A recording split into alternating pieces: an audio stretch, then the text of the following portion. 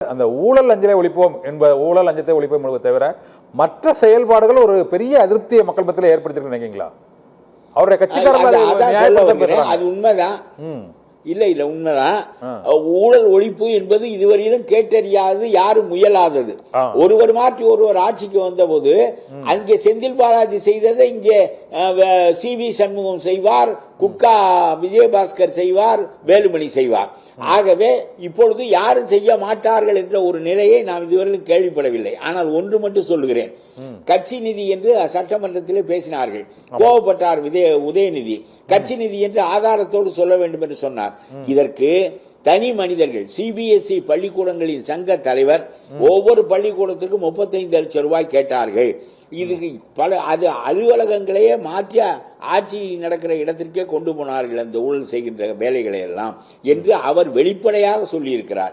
அது மட்டுமல்ல, வேம்பு ஸ்ரீதர் என்கின்ற ஒருவர் தென்காசியிலிருந்து இலவசமாக சிபிஎஸ்இ பள்ளிக்கூடத்தை ஏழை மக்களுக்கு நடத்துவோம் என்று நினைத்தேன், அதற்கு பணம் கேட்டார்கள். ஆகவே அந்த பள்ளிக்கூடத்திற்கு அனுமதியே பெற முடியாமல் இப்பொழுதுதான் அந்த அனுமதியை பெற்றேன் என்று வெளிப்படையாக சொல்லியிருக்கிறார். ஆகவே இதுதானே அதனை சட்டமன்றத்திலே ஆதாரம் கொடு என்றால் சொல்லுகிற மனிதர்களுக்கு இப்பொழுது என்ன சொல்லுகிறீர்கள்? யாருக்கு இது தெரியாது?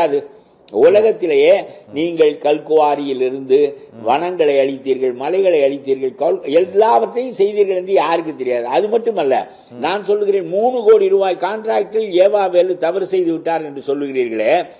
புலனாய்வுத்துறை 40 அடி சாலையை 30 அடி சாலையாக போட்டார்கள். 10 அடி சாலையவே காணோம், 100 கிலோமீட்டர் தூரத்துக்கு காணோம்.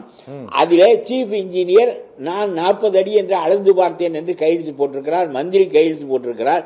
ஆகவே அவர்களின் மீது வழக்கு பதிவு செய்யுங்கள் என்று ஸ்டாலின் ஆட்சி காலத்தில் புலனாய்வுத்துறை சொன்னபோது அந்த வழக்கு பதிவு செய்யப்படவில்லை, வழக்கு போடவில்லை. ஏனென்றால் அவர்களுடைய ஆட்சி, ஆகவே போட மாட்டார்கள். இப்பொழுது இந்த ஆட்சியில் அவ்வளவு பெரிய ஊழலை ஏன் பதிவு செய்யவில்லை? அதற்கு காரணமான சீஃப் இன்ஜினியர்களை ஏன் கைது செய்யவில்லை? ஏன் அந்த மந்திரியை கைது செய்யவில்லை? ஆகவே 3 கோடி ரூபாய் பெரிதாக தெரிகிறது, 300 கோடி 500 கோடி எல்லாம் செய்திருக்கிறார்களே, அதெல்லாம் பெரிதில்லையா என்று கேட்கிறேன் நான். ஆகவே நீங்கள் ஒரு பிரச்சாரத்திற்காக, கருத்து பரப்பிற்காக, தன்னை பற்றிய தோற்றம் நிலை பெறுவதற்காக நீங்கள் இதை சொல்லிக்கொண்டே இருக்காமல் கடுமையான நடவடிக்கை எடுங்கள். எடுத்தீர்களே ஆனால் உண்மையிலேயே ஊழல் ஒழிப்பு என்பது தமிழ்நாட்டில் மாபெரும் புரட்சி. இதை மக்கள் உங்கள் மீது திணித்து இந்த கடமையை செய்யும்படி இதை உங்கள் மீது திணித்து இருக்கிறார்கள். இதை நீங்கள் செய்யவில்லை என்றால்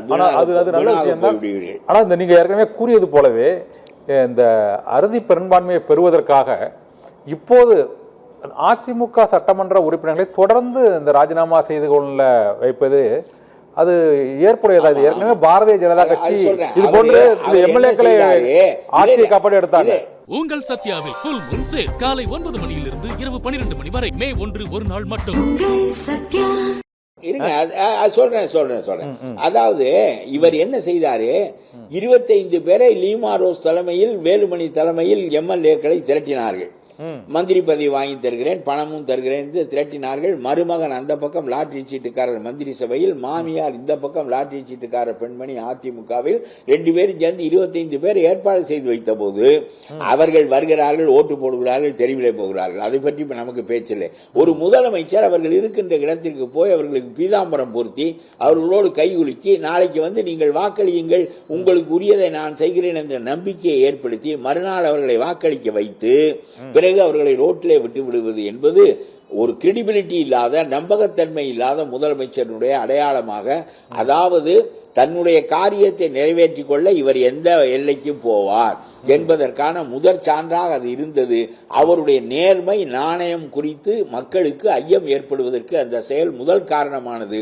அப்படியானால் அவன் பணம் வாங்கி ஊழல் செய்வான், நீ ஆட்சியை நிலைநாட்டிக் கொள்வதற்கு ஊழல் செய்வாய் என்பது போல மக்கள் நினைக்க மாட்டார்களா என்று கேட்கிறேன். அது ஒன்று. இதே வேலையை இப்பொழுது பாரதிய ஜனதா செய்து கொண்டிருக்கிறது. மோடி லஞ்சம் வாங்க மாட்டார், ஊபி முதலமைச்சர் லஞ்சம் வாங்க மாட்டார், ஆனால் அவர்கள் கட்சிக்காக பெரும்பணம் திரட்டுகிறார்கள். நான் கேட்கிறேன், அது தேவையில்லாமல் ஒரு கட்சிக்காக பணம் திரட்டுவது என்பதும் ஊழல் தான். அதனால் பல ஆயிரம் கோடி ரூபாயை ஒவ்வொரு மாநிலங்களிலும் இறைத்து மேற்கு வங்காளத்தில் 40-30 எம்பிக்களை கொண்டு வந்து விட்டார்கள். இவர் நம்ம மகாராஷ்டிராவில் சிவசேனா கட்சியை உடைத்து 5-6 எம்பி, இப்படி ஒவ்வொரு இடத்திலும் எம்பிக்களை உடைத்து அவர்களுக்கு பணம் கொடுத்து அவர்களுக்கு பதவி தருகிறேன் என்று சொல்லி சொல்லி 2/3 பெரும்பான்மையை பெறுவதற்கு, அதாவது விஜய் சாதாரண பெரும்பான்மையை பெறுவதற்கு எந்த ஊழல் முறைகளை கையாண்டாரோ, எந்த நாணயமற்ற முறையை கையாண்டாரோ, அதே முறையை மோடி 2/3 பெரும்பான்மையை பெறுவதற்கு கையாளுகிறார். அவர் நினைக்கிறார் தன்னுடைய ஆட்சி காலத்தில் இந்த அரசியல் சாசனத்தை மாற்றிவிட வேண்டும், அதனாலே பாராளுமன்ற இடங்களை 800ஆக ஆக்கிவிட வேண்டும்.